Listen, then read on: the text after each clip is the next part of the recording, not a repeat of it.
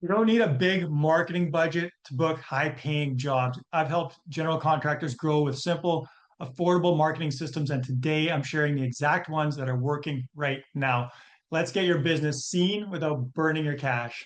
I'm sharing 8 different ways to market your construction business on a very tight budget. And the first one that's often overlooked and missed is email marketing. It is very low-hanging fruit. It's one of the easiest types of marketing and most effective types of marketing to do as a contractor.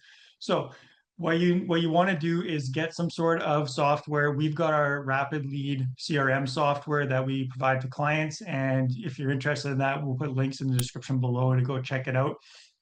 But essentially, something like MailChimp, there's a whole bunch of other ones out there. The free ones will work if you're just getting started, but something a little more robust will definitely help you when you can add automations and have better analytics behind it. But essentially, you're going to compile your list. That's the first step in email marketing is you want to compile a list. And this could be a list from your marketing or your accounting software, like a QuickBooks or what have you, if you have project management software. So whatever list you have, it could just be contacts in your phone of previous leads or clients that you've worked with, whoever it may be, business professionals. You want to add them to your list so that you can compile. Hopefully, I mean, when you're starting out, if you got 10 people, you got 10 people, but ideally you want to get to 100 people on your initial, email marketing list, and then you'll grow from there. But if all you can get is 50 for now, that's fine, depending on, how long you've been in business.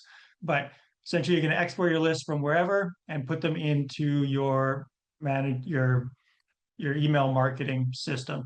So from there, the next step is to actually create the content. And nowadays with, ChatGPT, AI, Gemini, whichever one, your AI of choice, it's easier than ever to produce a newsletter. I would say you just get started with a monthly newsletter. If you can do twice per month, even better. And you always want to be providing lots of value inside the email. So, if someone's mailing you mail every month and every time you open the mail, there's $100 inside, you're probably going to open that mail every single month because you're going to want your $100. Think of that when you're sending emails to clients. Why is this valuable? Why do they care? It doesn't have to just be some sort of way to, save money or make money or whatever. It can be just simple things as, entertainment value and whatever. But just think of it from the client's, the opener's perspective of like, why is this important? Why is this valuable? Why should they care, right? So you're going to craft your email and send them out. You can schedule these, well ahead of time and start with that monthly emails.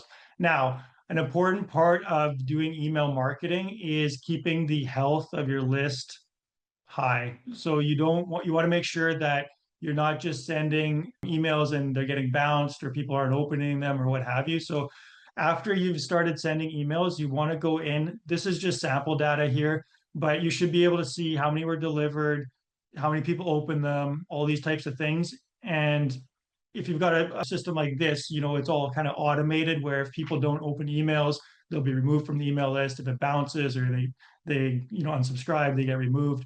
So you want to make sure all those automations are in place, and if they're not, that you're doing this manually. And then the really important thing is bounced emails. So again, this is sample data. It's not real life stuff, but you should be able to see if emails bounced. And if they bounce, you have to make sure that they're removed from your email list, as well as anybody that unsubscribed or if they complained, about spam or whatever. When you're starting out, your open rates are probably going to be pretty high because most of the people on that list are going to be pretty direct connections with you and already know you. So I would expect probably somewhere around a 40% open rate when you start out, could be even higher. Typically, if you're in the 30 to 40% open rate range, that is pretty good. If you're above that, great. If you're below that, you probably need to trim your list and look for people that haven't opened emails. If you've sent out, 4 or 5 emails, they haven't opened any of them, take them off your list. Trust me, it's not worth keeping them on your list. They're not opening them anyways. So, you're only hurting yourself by keeping people on your list that are not interested in your content that you have. At the second area that you can market your contracting business on a budget is in the real world, right?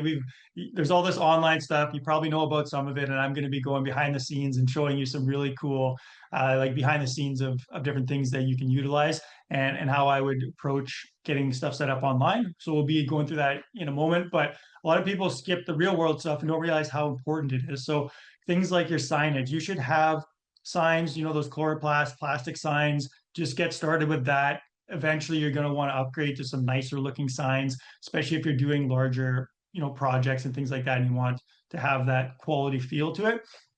But at the very least, go get some of those cheap chloroplast plastic signs and put them up on every project that you do. They should be in every front yard or every commercial property, whatever type of projects you're doing. You should have a sign out front, and it should be very visible, and it should have some sort of call to action and an explanation of like services that you do. Once you have the sign out there, then you should also be doing door hangers. So this is an example of a door hanger here. Doesn't have to be anything super crazy special, but just, nice looking graphically.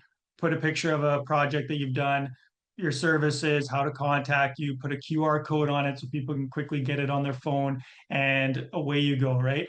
Go put these on all the different doors, people in the block, in the area, if they're home or if you see them outside, talk to them, hand them a door hanger, let them know, hey, I'm working down the street or working across, the street over there. We're doing work in your area. If there's anything at all you're thinking about doing on your house, or you're thinking about building a new house or whatever it is, reach out to us. Love to come by, give you a quote, give you, some free consultation, and talk about whatever kind of work you might want to get done. This is a fantastic way because it's in person a lot of the time. And even if you're just leaving the door hanger, they're going to see your sign, they're going to see your truck, they're going to see whatever else, in the area, your guys working and stuff like that. So it gives that really like local feel to it, more than just them doing a Google search online. Now, once you've, done that, of course, with your vehicles, you should have like vehicle wraps. If you don't want to spend, the money on getting a full wrap, at least put a decal or some kind of nice, logo or design on your truck that's very easy to see that this is your business. And it's like essentially free marketing. You got to pay to get the, the decal or the wrap. But after that, you're going to be driving around all the time. So may as well be getting some marketing done at the same time with that. All right. The next area of marketing, number 3 here, is people groups. So what groups or organizations can you reach a lot of people and get in contact with as, referrals, as different things like this. So good ones are any networking events, networking groups, business groups that are happening in your city, in your area. You want to be going to those. A little caveat here is you can waste a lot of time going to these events, and they are good, but just remember that your time is valuable as well. So if you're, spending too much time at these events, it can be ineffective. You want to be going to high value events. And then when you are there, make sure you're talking to people that are relevant, and don't just leave with a, hey, nice to meet you. Here's a business card. There's a business card. Try to arrange, a coffee meeting or a quick Zoom chat or a phone call, something more one-on-one after the event, so that you can meet more people and you're not just like glued to 1 or 2 people the whole time, and not getting the full benefit of all the different people that are there. So, get this is a little bit of a skill, but create that connection, be very warm, be very open, be very genuine, and spend 15 minutes with someone or whatever. If there's like a group of people, talk with them, and then kind of move on to the next. And most people will thank you for doing that because they're kind of stuck in the same thing as you are, where it's like, I know I should be meeting other people. We're having a really good conversation right now, and I feel comfortable with this person. And then they don't want to break it off because they don't want to be rude or whatever. So just say like, great to meet you. Like, I've got your business card. I'll reach out with an email or something. We can connect on a coffee or maybe jump on a phone call. Love to continue this conversation, but I just want to go around and meet a couple more people here or whatever. Most people will be more than happy and thankful for that, because now they can, go and bounce to the next person as well. So local chamber of commerce are great. There's, lots of organizations that do like referral networks and different things like that. Any kind of building organizations, you want to be a part of those. Those are really great. Coaching, consulting type groups. There's lots of group coaching. We've got a group coaching program, and just having those types of people in your network are very helpful, both as giving you like, business advice, if you will, or just like letting you know what's working in their business. So there's that like cross pollination of good ideas and just camaraderie, but also specific referrals, especially when they're in your area or your city. You want to get in those types of groups, mastermind groups, whatever you want to call them. All right. So the 4th area to market your business on a tight budget is listing sites. So getting found, getting omnipresence online. You want to be everywhere and anywhere that someone can search for you or find you in the worldwide web, virtual world. And the big dog is Google right now. That may change with the whole AI revolution that's happening. But even having strong presence online it filters into the AI world as well. So you'll be well positioned for it. Google My Business is the big one. So if you don't have a Google My Business profile, go get one. You want to get a lot of reviews, as many as you can. Put all your information in there. You want to have descriptions. You should be, posting. I'll be talking about social media posting later, and our CRM program and how that all works, and how to get more, eyeballs on your company. But put in your profiles, any information. The more information you can give Google, the more they're going to like you, the higher they're going to rank. Quick tip that I just learned from a buddy of mine recently is your hours of operation. So if your hours of operation are short and someone's searching for you at, let's say, at 8 p.m. at night, or whatever, 6 p.m., and you close at 5 p.m., Google is more likely to show a business that is open at the time that someone is searching for you. So just a little FYI, that if you can have some sort of automated phone system or some way to kind of be open and show that you are open and put that in your hours, you may have a wider window and a more likely chance that Google is going to show your business profile. So do you, I'm not about saying I'm open 24 hours. I mean, we could be, we technically have people that will, respond with autoresponders and stuff like that to be open all the time. But just quick little things, fill out that. Now, I have this Easy Leads action list. It's got a bunch of information, higher than this that I haven't shown, that shows you how to set up the Google business profile, how to set up your social media, how to do referrals and things like that, which I'm going to be talking about later, as well as this online omnipresence directory list. So you want to go and get yourself listed on all the directories you can find online: Bing, Yelp, Yellow Pages, Nextdoor, Bark.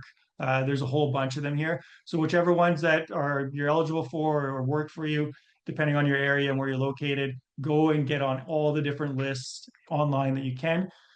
And then, of course, there is these like lead paid lists, like, like a Trusted Pros or House, I'm not sure, Angie's List, stuff like that. I'm not a believer in the paid for. I think you can spend your money more wisely on the branding and marketing to create your own marketing machine to bring in leads than relying on someone else. But if you want to try it, go for it.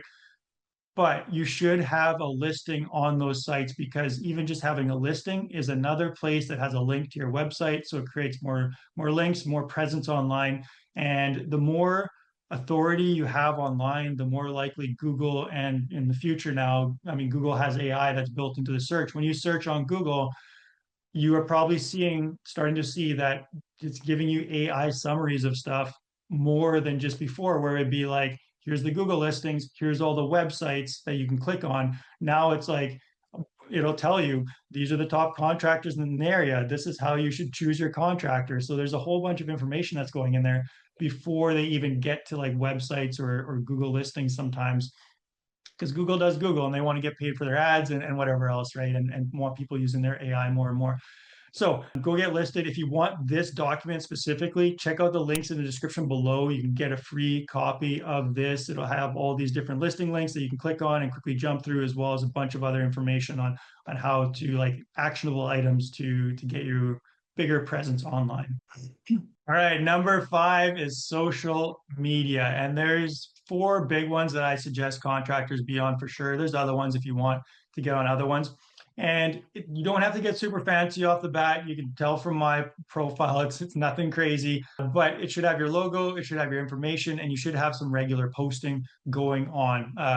Instagram is great for contractors and very, one of the best ones because it's very visual. Facebook, you should have a Facebook page, same thing. Put a nice picture of like a house or a remodel or whatever service, whatever like showcase service that you want to like get more of those type of jobs. That's the type of a picture you should have as your cover photo. Of course, put your logo on there, invite everybody and anybody, and then have, some regular posting going on.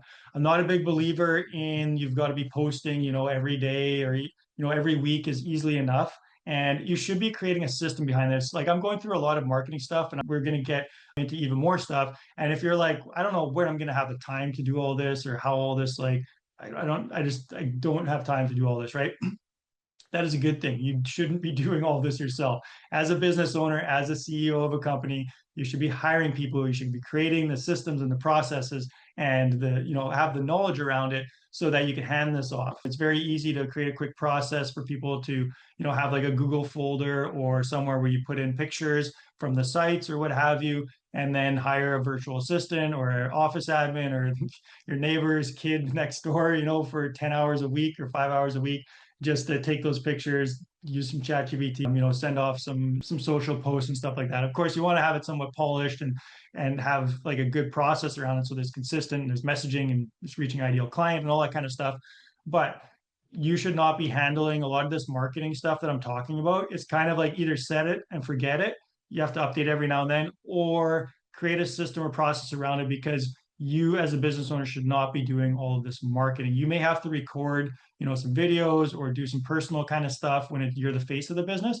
But as far as like the back end of getting this stuff out, you should not be doing that. You should be creating a system and hiring someone. And if you want help with this and building this system and using like a CRM software like we have available, reach out to us. We'd love to chat with you and help you out with your business and your systems. All right. So Facebook is great.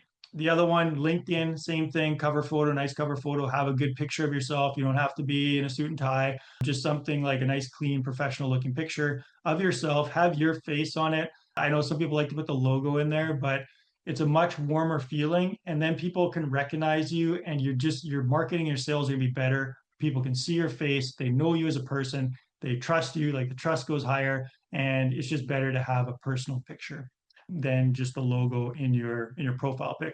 Then, fill out your about section, put some featured stuff in there, articles. If you can get some reviews, good stuff. I'm not sure how many I have right now, but get some reviews on there, and the more the better.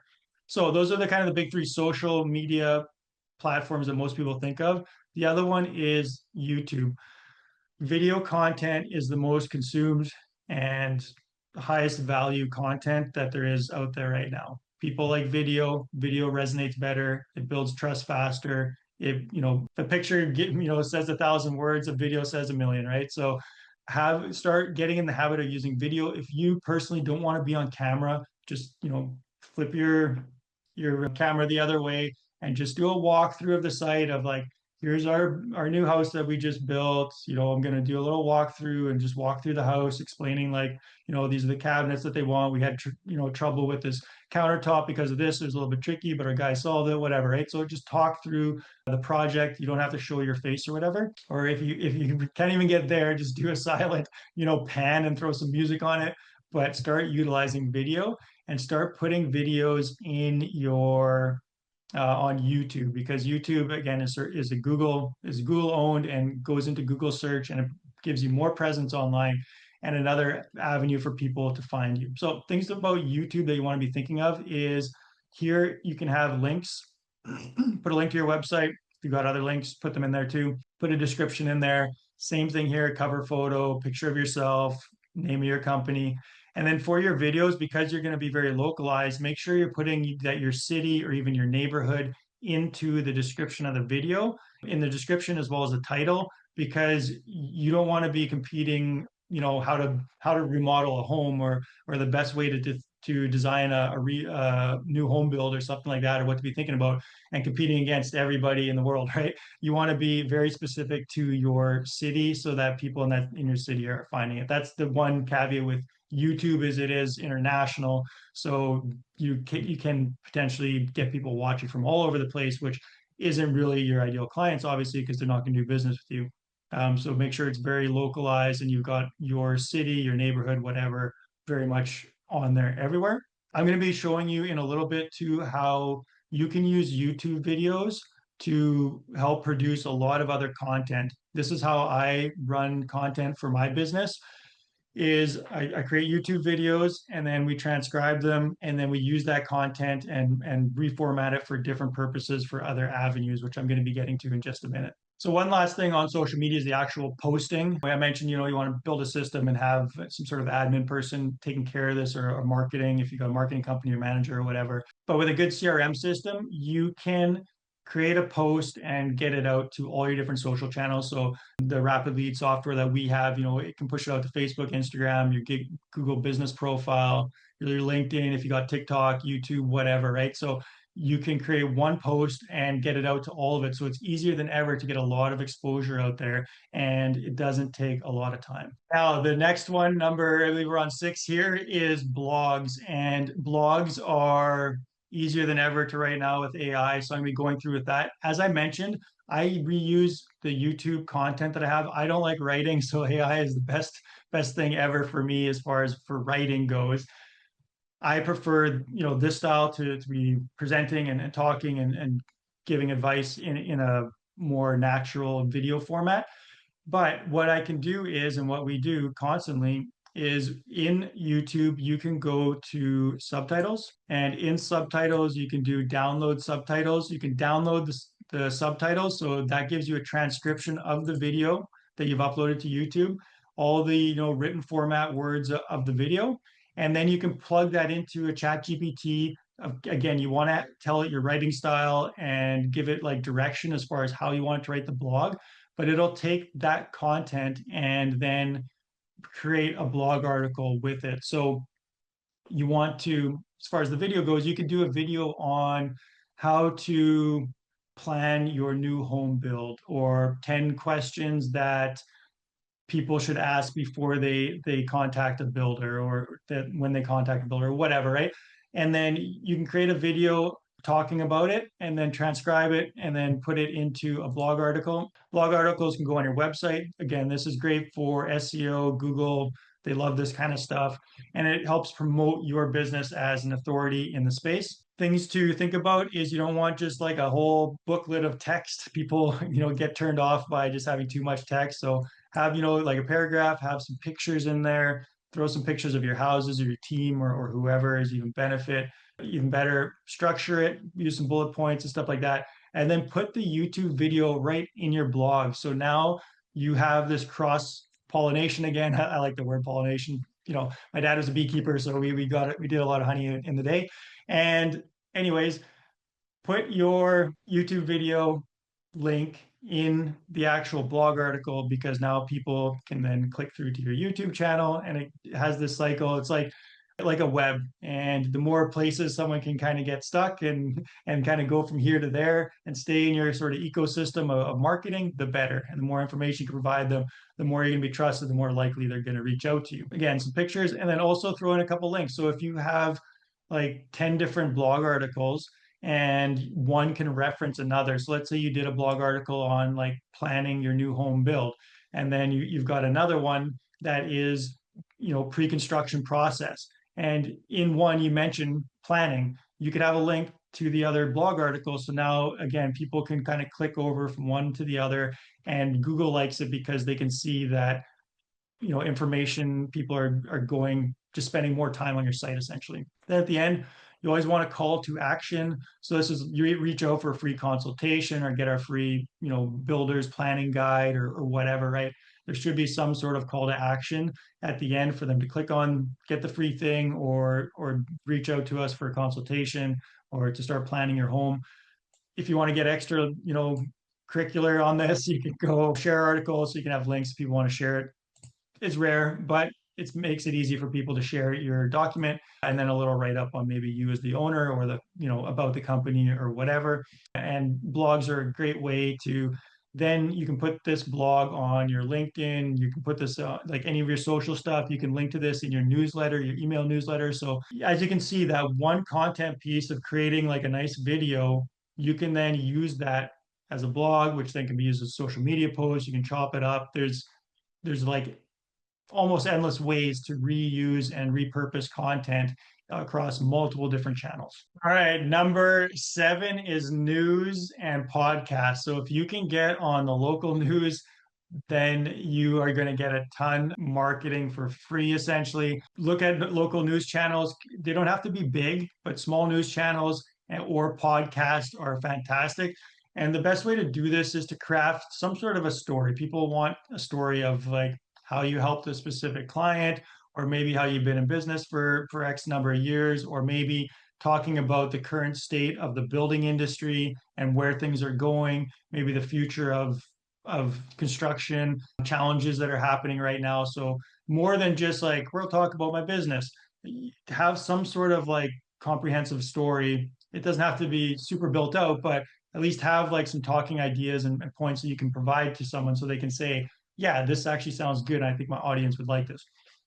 With podcasts, look for, of course, like ones in the industry, anything to do with building, construction, small business, any sort of things like that. Reach out to them, talk to them, send them an email, whatever you need to do to get on their podcast. And again, present yourself as a speaker, as someone of authority, whatever you need to do to be able to get on a podcast. It's a great way to get some free publicity and share different audiences. You have to also be thinking of what you're going to give them, right? So if you're going to promote their podcast on all your social channels, having that is an asset and something that you can, give value to them as well as they're going to give value to you. Now, another great thing about podcasts is it's great for gold connections. So you can connect with other potential developers, real estate agents, people that are a little bit higher up. And maybe as a small business owner, they may, they may not want to, if you just reach out to them randomly for coffee or something, maybe they're like busy, right? But if you can reach out to them and be like, hey, I want to invite you on my podcast, and we'll promote it to our, our audience and stuff like that. Now you may have got their attention, and they maybe a lot more likely to be, connecting with you.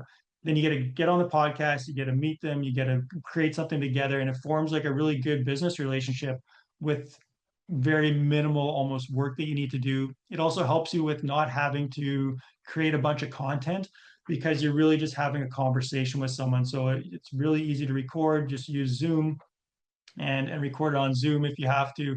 Don't have to get super fancy. I would suggest getting a nice microphone, because sound is a really important part of good content nowadays, especially if you're doing a podcast. And then once you have podcasts, even if you're not doing a podcast with like you and another person talking, you can just do a podcast from your YouTube videos that I mentioned, or your social media like videos. Even if they're maybe 5 minutes or 10 minutes or whatever, you can reuse that video if you're talking about something to do with your business or whatever, and put that and create your own podcast. It's very easy. The best way to do it that I've found and what I use is creators.spotify.com. You can put it on this. It's a Spotify enabled resource. It'll house your podcast episodes. And from this creators.spotify, it'll send it out to Spotify, Apple Podcasts, and like a list of other ones. So again, it's like a one-stop shop, like I mentioned, for the social media. You don't want to be doing this manually where it's like, we've got to post there, we got to post there, we got to be on this platform, that platform. Use a tool like this to push out your content to multiple different platforms. Even if you start off slow, realize this is a long-term game. Things like YouTube, things like podcasts, it takes years to gain traction, unless you're throwing like ad spend or money behind it, or you get kind of lucky and have like that viral moment, possibly. But typically speaking, it's a bit of a slugfest. You got to just get through it, put out content. You will get better at speaking. There's a lot of advantages as well. The more content you put out, the better you get, the more you become natural and feel like your speaking abilities, and you're presenting, and you start to see what resonates with your ideal clients as well. Because ideal clients will come to you and like, yeah, I've seen your podcast, or I saw you on YouTube. And it's like that the marketing that you get from doing this stuff is really powerful, in the sense that even if you're doing ad spend and let's say you're putting, I don't know, a couple hundred, a couple $1,000s into ad spend, those people coming off the ads probably don't really know you very well. Or if even they did hit your ad and they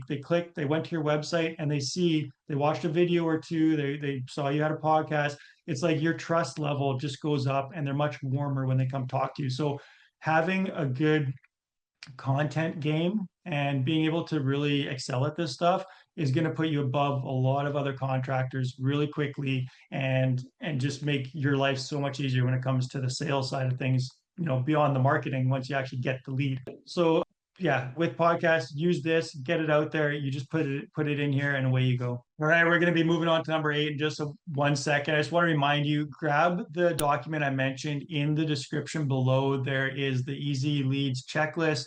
It goes to sales stack. You get actually a couple of documents, but that's the main one that is relevant to this video.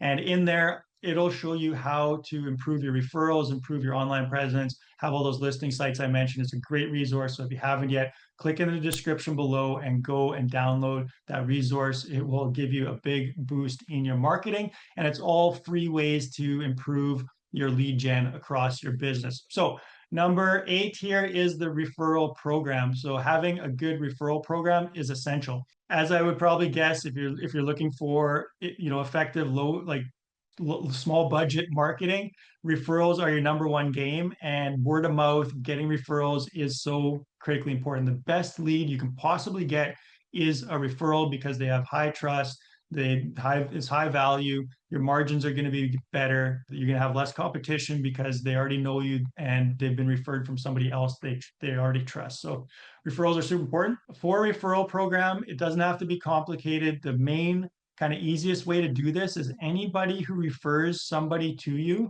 whether that person ends up doing business with you or not, you want to make sure you're sending them a gift card and sending them a lot of appreciation. The gift card, $10, $20 to Starbucks or some local whatever business, something easy for them. But even if they send you a referral and it's like the person's like not a good fit or whatever, you want to give them some sort of a small reward.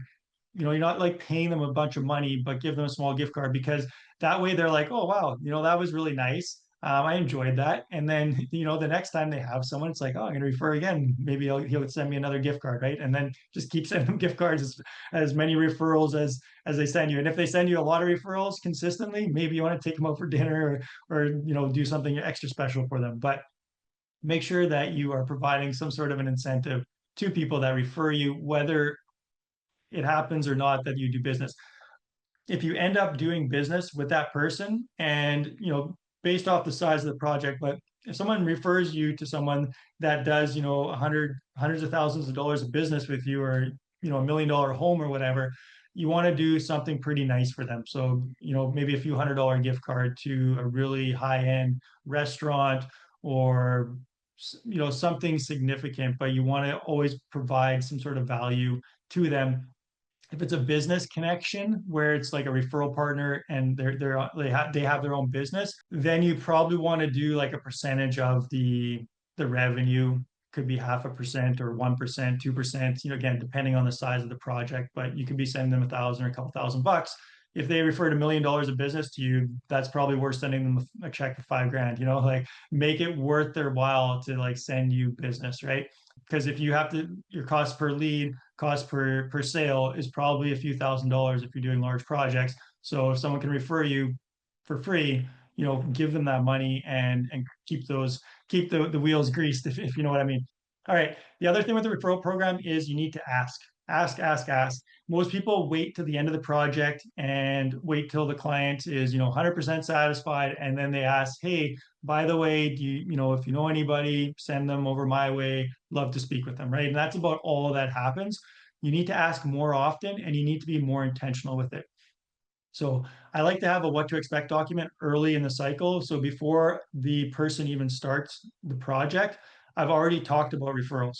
It's not that I've been bluntly like asking for referrals, but in our document, it'll explain we are a referral based business. We really appreciate when people refer business to us, and this is how you do it. So that's the next thing, is you need to ask. I would say before the project starts, have some sort of document that just bridges the topic. You're not doing a hard ask, but you're just like, hey, by the way, anybody, if you know anybody else that's considering a project like this, we'd love to speak with them and help them, through this, or whatever, right? And then midway through the project, again, you want to ask again, depending on the project size. If it's like a 1 month project, maybe you just ask sort of early, and then, after the project. But if you're doing a new home build that's going to be 8 months, definitely you want to be asking, before you start, somewhere in the middle, and probably at the end as well, for referrals.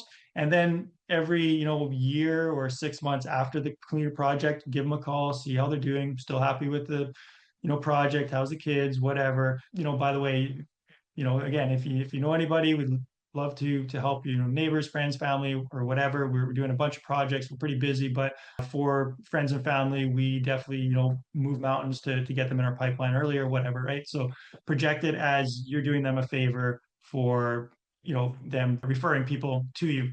And then you want to guide them on how should they be referred, right? So you want to say, refer people to me, but tell them, here's an email template. Just, if you know someone, just send me an email, CC them, here's the template, send it to us. Or if you want, just text me their number and just let them know, hey, so and so is thinking about whatever, right? You want to make it as easy as possible for that person to refer you.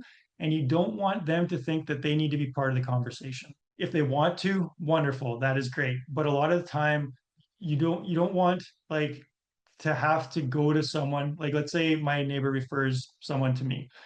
I don't want my neighbor to have to contact that person to remind them to reach out to me and then, like facilitate this relationship conversation. No, none of that.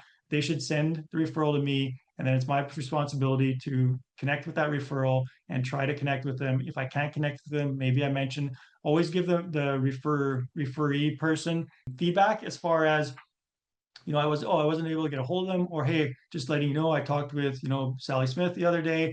Thanks so much for the referral. We're doing a consultation next week, and we'll see where things go. Provide an update, let them know. Don't just leave them hanging like, oh, I referred something and never heard back from them, right? And then, of course, send them that gift card later. So this is how you do marketing for very effectively without a large budget. If you've got value out of this, check out this next video all about the sales process. Once the marketing is done, now you need to get the high level sales to be able to close those leads and get those projects on the books.